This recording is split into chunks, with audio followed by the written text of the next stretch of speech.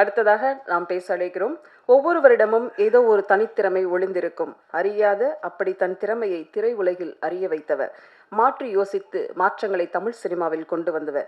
கடினமான பாதைதான் எப்போதும் சிறப்பான வழியை உண்டாக்கும். அப்படி சிறப்பான வழியில் வந்திருக்கும் திரு R.K. செல்வமணி சார் அவர்களை உங்கள் முன் பேச அழைக்கிறோம்.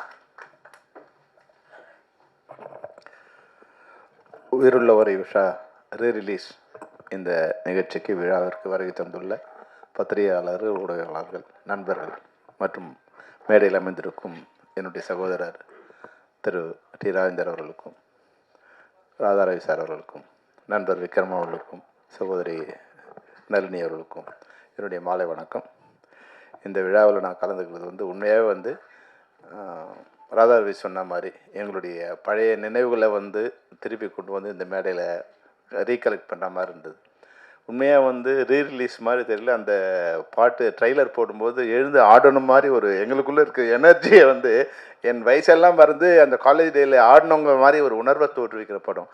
40-43 வருஷம் ஆனால் கூட அந்த நான் சாதாரணமாக சொன்னேன். அவர் என்ன இது அதை ரெகக்னைஸ் பண்ணார். சார் இது உயிருள்ள ஒரு விஷயம், இன்னும் உயிரோடு இருக்குது சார்ன்னு. உண்மையாக நிறைய படங்கள் அந்த பாடல் அப்போ கேட்போம், அப்புறம் செத்து போயிடும். சில நாட்கள் இது மாதிரி கானா சாங் இல்லை ஹிட் சாங், இது மாதிரி மசாலா சாங்ஸ் ஒரு 1 year 2 yearல மாறி வேறு சாங் போயிடும். ஆனால் இந்த சாங் ரொம்ப நாளைக்கு அப்புறம் இங்கே நான் ஸ்க்ரீனில் பார்க்குறேன். அதே எனர்ஜி 83ல் நான் அப்போது காலேஜ் ஃபஸ்ட் இயர் போகிறேன்னு நினைக்கிறேன். இல்லை சாரி, அப்போ ஃபைனல் இயர் படிக்கிறோம். எண்டு இல்லை 83 எண்டு ஃபைனல் இயரில் படி. அப்போ தான் எக்ஸாம் வரப்போகுது, ஃபைனல் இயரில் எக்ஸாம் வரப்போகுது. 6வது செமஸ்டரு. அந்த மார்ச் மாதம் சொன்னார் இல்லைங்களா, கரெக்டாக எக்ஸாம் ஏப்ரல் மேல் வரப்போகுது. இந்த படத்தை 4 தடவை போய் பார்த்துட்ருக்கோம். அப்போ என்ன எனர்ஜி இருக்கோ அதே எனர்ஜி இப்போ இந்த பாட்டு பார்க்கும்போது இருக்குது. நிச்சயமாக இது அன்னைக்கு பண்ண சாதனையோட இப்போ மிகப்பெரிய சாதனை நிச்சயமாக பண்ணணும். இது மாதிரி படங்கள் இப்போ வரவே இல்லை. சாதாரணமான ஒரு கலைஞன் இப்போ இது மாதிரி கலைஞர்கள் பிறக்க முடியாத ஒரு சூழ்நிலை தான் இன்றைக்கி இண்டஸ்ட்ரியில் இருக்குது. டி. ராஜேந்தர் மாதிரி சார் மாதிரி பட இயக்குநர்கள் சாதாரணமாக ஒரு சின்ன ஒரு கதையை எடுத்துக்கிட்டு பிரம்மாண்டமாக அந்த படத்தை ஒரு தமிழ் நம்மளுடைய மரபோட இல்லை நம்மளுடைய வாழ்க்கை சூழ்நிலையோட ஒரு கதையை பண்ண முடியுமானா அதுக்கு ஒரு கஷ்டம்தான். அது மாதிரியான ஒரு டைட்டான சுச்சுவேஷனில் இந்த படம் வர்றது ஒரு குறிஞ்சி மலர் மாதிரி தான் இருக்குது என்னை பொறுத்த வரைக்கும். நான் பாராட்டுறதுக்காக சொல்ல. ஆனால் டிஆர் சார் என்னை பொறுத்த வரைக்கும் அவருக்கு தெரியாது நான் எப்படிலாம் அவங்கள ரசிச்சிருக்கேன்னு தெரியாது. நான் முதல் முறையாக இந்த படம் ஃபைனல் இயர் வரும்போது நான் ஃபஸ்ட் இயர் ஜாயின் பண்ண போகிறேன். அப்போ தான் சென்னைக்கு முதல்ல வந்திருக்கேன். அப்போது கிராமத்தில் படித்து முடிச்சுட்டு சென்னைக்கு வந்திருக்கேன். ஸ்கூலில் முடிச்சு சென்னைக்கு வந்திருக்கேன். அப்போ தான் இந்த படம் ஒருதலை ராகம் படம் ரிலீஸ் ஆக போகுது. அப்போ அந்த படம் அலங்காரில் ரிலீஸ் ஆகிருக்குன்னு நினைக்கிறேன். நூன் ஷோ ஏதோ இருக்குதுன்னு நினைக்கிறேன் அலங்காரில். அப்போ டிஆர் சார் குமுதமும் இல்லை ஒரு மெயின் மேகசைனில் ஒரு இன்டர்வியூ கொடுத்துருக்காங்க. நான் தான் அந்த படத்தோட டைரக்டரு. ஆனால் நான் அந்த படத்தை நான் பார்க்கல. நான் வெறும் ஃப்ளெக்ஸு தான் வினைல் போர்டை பார்த்தேன். அதில் தான் தெரிஞ்சு நான் பார்த்தேன் நான் டைரக்டர் இல்லைன்னு, வெறும் கதை வசனம் போட்டுருந்தான். நான் சார் அன்னையிலேருந்து இன்றைக்கி வரும் அந்த படத்தை நான் பார்க்கல. என்னை படத்தை பார்க்க அனுமதிக்கலன்னு சொன்னாங்க. அது என்னென்னு எனக்கு தெரியாது. டிஆர் சாருக்கும் எனக்கும் ஒரு பந்தம் என்னென்னா, ஒரு கலைஞன் உருவாக்கின ஒரு கலைஞன் அந்த குழந்தைய தான் பெற்ற குழந்தைய தான் பார்க்க முடியாத மாதிரி ஒருத்தன் பண்ணியிருக்கானுங்களேன்னு சொல்லும்போது அந்த படத்து மேலேயும் எனக்கு ஒரு கோவம் வந்துருச்சு. இன்றைக்கி வரைக்கும் நான் சார் நான் அந்த படத்தை பார்க்கல. தெரியாமல் டிஆர் சார் தெரியாமல் நான் ஒரு ரசிகன். நான் முதல் முறையாக அவர் பார்க்க போகிறது என்னென்னா, இது மாதிரி தான் இப்போ சொன்னாங்க இல்லையா, வாகினி ஷூவில் ஷூட்டிங் நடந்துட்டுருக்கு தாயின் சபதம்னு நினைக்கிறேன். ஸ்ரீவித்யா மேடத்தை நாங்கள் நான் மணிவண்ணன் சாரோட அசிஸ்டண்ட்டு. ஸ்ரீவித்யா மேடம் ஒரு 2 hours காலேஜ் போகணும், படம் முடிய போகுது. அவங்ககிட்ட சொன்னோன்னே இப்போ எல்லாம் பயப்படுற மாதிரி அந்த மாதிரி சொன்னாங்க. ஐயோ சார்கிட்டலாம் பேச முடியாதுன்னு. உடனே மணிவண்ணன் சார் சொன்னார், சார் டைரக்டர் போய் பார்த்து ஒரு 2 hours கேட்டு வாப்பான்னார். சரி நானும் போனேன். சாதாரண மற்ற ஷூட்டிங்லாம் போகும்போது வழக்கமாக போவோம், அது மாதிரி நாங்களும் போனால் ஒரு ஷூட்டிங் நடந்துகிட்ருக்கு. நான் அசிஸ்டண்டாக இருக்கும்போது இந்த மாதிரி எப்படின்னா, ஒரு ஷார்ட் ரெடியான போய் கூப்பிடணும், கொஞ்சம் நேரம் கழிச்சு வருவாங்க, ரெடியா ஷார்ட் ரெடியாக கேளுப்பா, ஷார்ட் ரெடியானு வருவாங்க. ஆனால் இங்கே போய் நான் கூப்பிட்றத போகிறேன், சார் ஷார்ட் எடுத்துகிட்டு இருக்காரு. அங்கே முடிச்சதுலேருந்து ஆரம்பிக்கிறோம், அங்கேயே நின்றுட்டுருக்காங்க. ஒருத்தர் யாரோ போய் உட்காந்துட்டாங்க. டி. ராஜேந்தர் எவ்வளோ இனிமையானவருங்கிறது அப்புறம். ஆனால் அங்கே சென்னை தமிழில் பேசினார் பாருங்க, மிரட்டு போயிட்டாங்க. ஏன்டா உன் மூஞ்சி அங்கே நிற்க முடியாது, அவனால வேற ஒருத்தர் நிற்க வச்சு உனக்கு லைட்டிங் பண்ணால் உன் மூஞ்சி சிவப்பு அவன் மூஞ்சி கருப்பு, அவனுக்கு வந்து லைட்டிங் பார்த்தா எப்படி அவனுக்கு படத்தில் வரும், நில்றா நிற்க முடியாது அவனால் அப்படின்னு ஒன்று அவன் பயந்துட்டு வந்தான் நிற்கான். அப்புறம் இன்னொரு வினோதம் என்னென்னா, நான் ஃபஸ்ட்டு பார்த்தது ட்ராலி வந்து அப்படி போயிட்டு இருக்கும்போது ட்ராலியும் ஜூமும் கலந்து போகுது. ஸ்ரீவித்யா மேடம் வந்து நின்றுருக்காங்க. போகும்போது ரெடி சொல்லிட்டு அப்படியே அவர் ரீ ரெக்கார்டிங் வாயில் வாசிக்கிறாரு. பயங்கரமாக வாசிச்சுட்டு போகும்போது யாரோ ஒருத்தர் சிரிச்சிட்டான். ஐயோ, அடுத்து கட் சொல்லிட்டு கத்தனா இருப்பாருங்க, யார் அந்த இதனால சொல்ல முடியாத வார்த்தைன்னு. நான் வந்து அங்கே தான் இப்போ தான் போய் கூப்பிடலான்னு போய் நின்று, எவனா மேலே வெளியே அனுப்பிடா அவனாரு. இந்த வேலைக்கார மாதிரி தான் அந்த படத்தில் வந்து வேலைக்கார மாதிரி ஓரமாக நின்று இருக்கல, அப்படியே ஒதுங்கி பயங்கரமாக நின்றுட்டேன். பயங்கரமாக கத்தை அந்த கலைஞன்னா நான் பார்க்காத டைரக்டர் வந்து டைரக்ஷனுங்கிறது நாங்கள் சொல்லிவிட்டு நாங்கள் ராமநாதன் சார் மாதிரி தான் நாங்கள் சொன்னோமா, அது வந்து அவங்க நடிக்க கொஞ்சம் சொல்லி தருவோம், அவங்களோட இது பண்ணுவாங்க, அவ்வளோ அப்படி தான் இருக்கும். ஆனால் மொத்த சீனையும் மொத்த டைலாக்கையும் அந்த மொத்த பாட்டையும் பாடி மியூசிக்கையும் வாசித்து பாட்டையும் பாடி மியூசிக்கையும் வாயில் வாசிச்சுக்கிட்டு ஒருத்தர் பண்ணும்போது உண்மையாக கொஞ்சம் வினோதமாக தான் இருந்தது எனக்கு பார்க்கும்போது. ஆனால் அதனுடைய அந்த இன்வால்மெண்ட் இருக்கு இல்லையா, அது பயங்கரமாக இருந்தது. அப்போ உடனே வந்து என்னை பார்த்தாரு, எனக்கு பயம், போய் பேசுறதுக்கே பயம். ஆனால் நான் மணிவண்ணன் சார் அசிஸ்டன்ட் சொன்ன உடனே மணிவண்ணன் சாருக்கு என்ன மரியாதை கொடுப்பார் அதே மரியாதை, எங்கள் சேர் போட்டு அங்கே உட்கார உடனே வந்து அப்படின்னு சொல்லி டைரக்டருக்கு நான் மரியாதை கொடுத்து, மணிவண்ணன் சார் இது மாதிரி சார் கொஞ்சம் கேட்டாருன்னா, பரவாயில்லப்பா இந்த சொல்லி பரவாயில்லையம்மான்னு கேட்டார். பரவாயில்லன்னு சொல்லி அந்த 2 ஹவர்ஸை வந்து அட்ஜஸ்ட் பண்ணி கொடுத்தாரு. அதாவது வந்து பார்க்க கரடு முருடாக தெரிகிற ஒரு மனிதன் வந்து உண்மையில் வந்து உள்ளத்தால் வந்து அவ்வளோ வந்து இனிமையானவர், மற்றவங்க மதிக்க தெரிஞ்சவர், ஒரு கலைஞன், கரைபடாத கலைஞன், ஒரு கண்ணியமான கலைஞன். அந்த படங்களில் இருக்கிற டி ராஜேந்தர் வந்து உண்மையான ஒரு கலைஞன். நான் பார்த்ததில் பல நேரங்களை பார்த்துருப்பேன். அது மனிதர் எப்படின்னா, எனக்கு ஒரு இக்கட்டான சூழ்நிலை ஒன்று வந்து ரோஜாவுக்கு ஒரு விழா நடத்தணும்னு நாங்கள் நினைக்கிறோம்.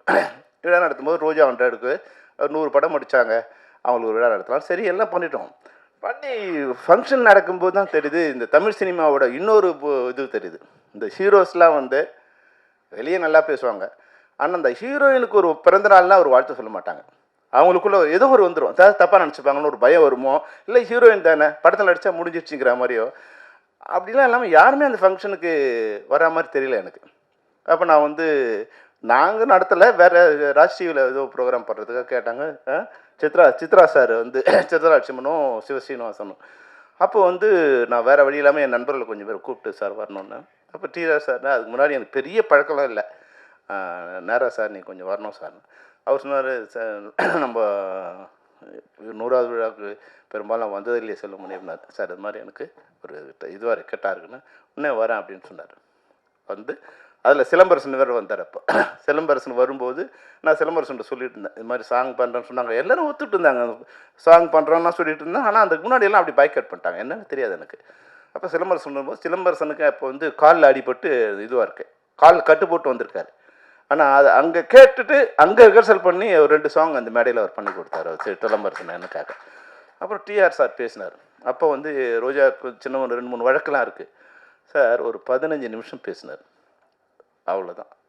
இந்த இன்னைக்கு வாழ்நாள் முழுக்க வந்து நாங்கள் தைரியத்தோடு இருக்கிறதுக்கு வந்து அன்னைக்கு டிஆர் கொடுத்த அந்த ஊக்கம் இருக்கு இல்லையா, அந்த தைரியம், அதுதான் வந்து அப்படியே வந்து எங்களுக்கு ஒரு மிகப்பெரிய இது கொடுத்தது. அந்த ஃபங்க்ஷனே வந்து வேறு மாதிரி ஒரு ஃபங்க்ஷனாக உருமாறி ஒரு நல்ல ஃபங்க்ஷனாக மாறிச்சு. அதாவது வந்து பாராட்டுறதுல வந்து டிராஜேந்தர் சாருக்கு இணையாக நான் இந்தியாவில் யாரையும் பார்த்ததில்லை. அவ்வளோ மிகச்சிறந்த பாராட்டுகள். ஒருத்தர் பாராட்டுறதுக்கு ஒரு மனசு வேணும், சும்மா வந்து நடிக்கிறதுலாம் இல்லை. அந்த அவங்க பிளான் பண்ணி வர்றதில்லை. இப்போ எங்களால் அவருக்கு ஒன்றும் ஆக போகிறது கிடையாது. அந்த மேடையில் நின்று ஒரு 15 நிமிஷம் அப்படியே காட்டாறு மாதிரி வந்து அந்த சரளமாக பேசிட்டா இருக்காரு வாழ்நாள் முழுக்க. இன்றைக்கி கூட நான் வந்து ரோஜா சொன்னாங்க, அவங்க வந்து இதில் இருக்காங்க, நாங்கள் நீங்கள் மறக்காமல் போயிட்டு வந்துடுங்க. நாங்கள் இல்லைம்மா நான் நேற்றே சொல்லிவிட்டு நான் போயிட்டு வரும்போது இப்போ நளினி சொன்னாங்க இல்லையா, என்னுடைய தகப்பன் சாமின்னு.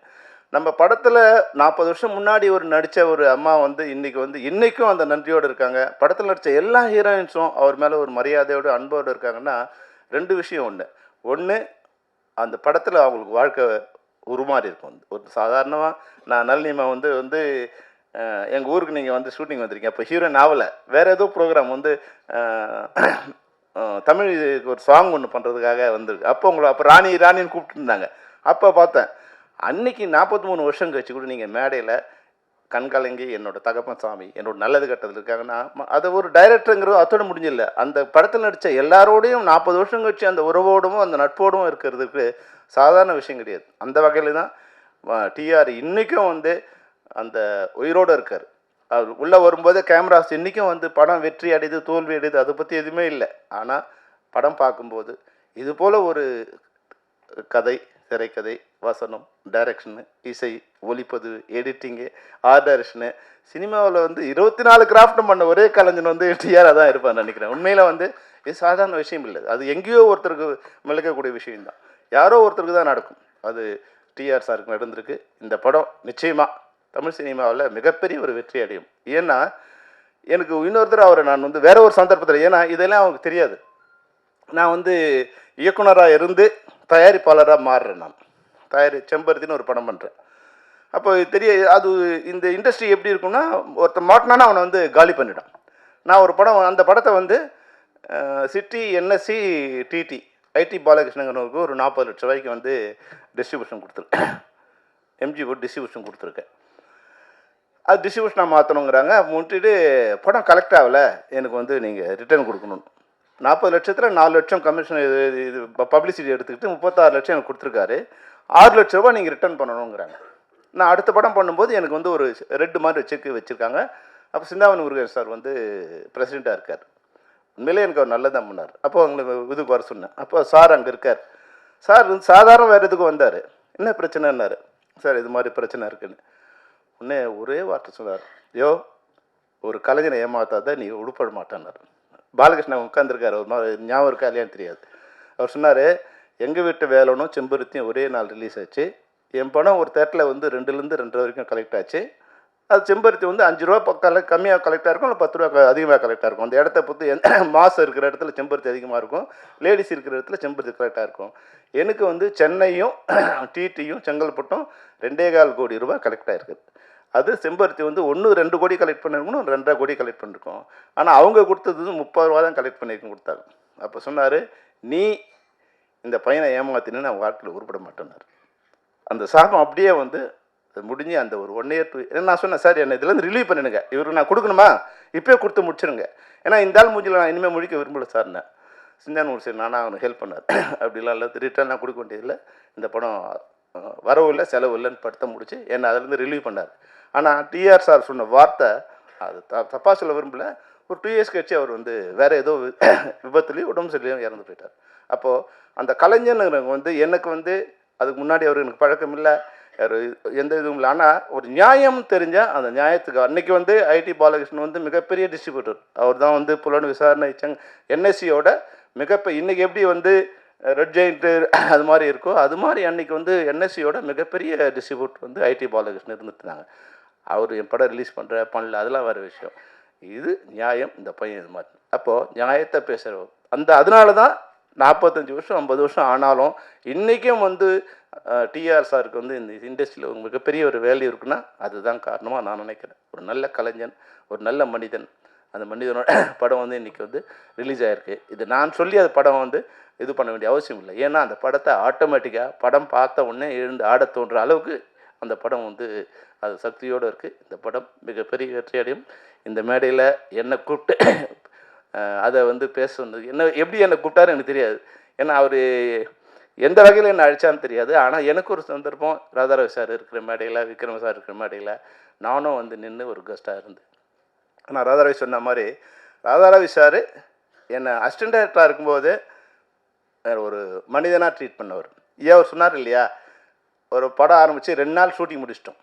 நான் செம்பருத்தியோட ப்ரொடியூசர், நான் செம்பருத்தி ஷூட்டிங் முடித்து வைஜாக் போயிட்டோம்.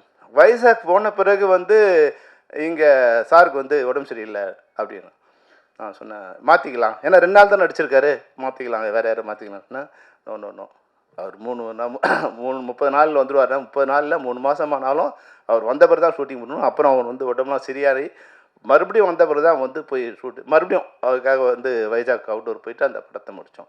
ஏன்னா நான் சாதாரணமாக ஒரு அசிஸ்டன்ட் டைரக்டராக இருக்கும்போது அதுதான் நான் சொல்கிறது. நிறைய பேருக்கு என்னென்னா, நீ வெற்றி வரும்போது ஒருத்தருக்கு சலாம் போடாத, நீ அவனை மனிதனாக இருக்கும்போதே சாதாரணமாக இருக்கும்போதே நீ வந்து அவனுக்கு ட்ரீட்மெண்ட் அது மாதிரி கொடுத்தீங்கன்னா அவன் எந்த காலகட்டத்தில் மறக்க மாட்டான். நான் இன்றைக்கி 40 வருஷம் ஆச்சு நான் இண்டஸ்ட்ரியில் வந்து ஒரு 10 பேர் நான் வந்து அவங்க எந்த நிலையில் இருந்தாலும் நான் வந்து அவங்க வரும்போது எழுந்து நிற்பேன். ஏன்னா நான் அசிஸ்டன்ட் டைரக்டராக இருக்கும்போது அவங்க என்னை மனிதனாக ட்ரீட் பண்ணாங்க.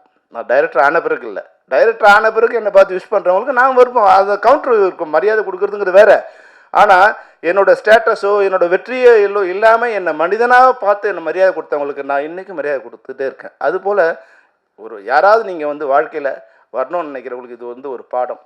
மனிதர்களை மனிதர்களால் ட்ரீட் பண்ணுங்கள், நிச்சயமாக உங்களை வாழ்நாள் முழுக்க அவங்களும் மனிதர்களால் ட்ரீட் பண்ணுவாங்க. அதுதான் இந்த நேரத்தில் நான் வந்து டிஆர் சார் மூலமாக இது வந்து ஒரு விஷயத்தை உங்களோட ஷேர் பண்ண விரும்புகிறேன்.